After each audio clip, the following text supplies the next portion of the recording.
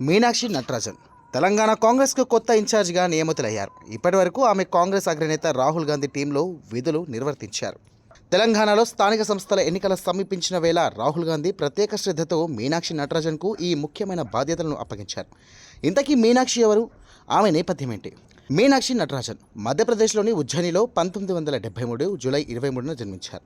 ఆమె బయోకెమిస్ట్రీలో పీజీ చేశారు, ఎంఎల్బీ చేశారు. మధ్యప్రదేశ్లోని రాత్లంలో మీనాక్షి తన రాజకీయ ప్రస్థానాన్ని ప్రారంభించారు. 1999-2002 వరకు ఎన్ఎస్ఏ రాష్ట్ర అధ్యక్షురాలుగా మీనాక్షి పనిచేశారు. 2022-2005 మధ్యకాలంలో మధ్యప్రదేశ్ యువజన కాంగ్రెస్ అధ్యక్షురాలుగా సేవలు అందించారు. 2008లో ఏఐసీ కార్యదర్శి మీనాక్షి ఎంపికయ్యారు.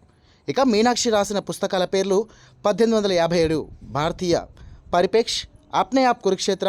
2009లో లోక్సభ ఎన్నికల్లో మధ్యప్రదేశ్లోని మౌత్సర్ స్థానం నుంచి పోటీ చేసి అవకాశాన్ని మీనాక్షికి రాహుల్ గాంధీ కల్పించారు. ఆ ఎన్నికల్లో 30,000 ఓట్ల మెజారిటీతో ఆమె గెలిచారు. 1971 నుంచి వరుసగా ఎన్నికల్లో గెలుస్తూ వస్తున్న బీజేపీ అభ్యర్థి లక్ష్మీనారాయణ పాండేను మీనాక్షి ఓడించారు.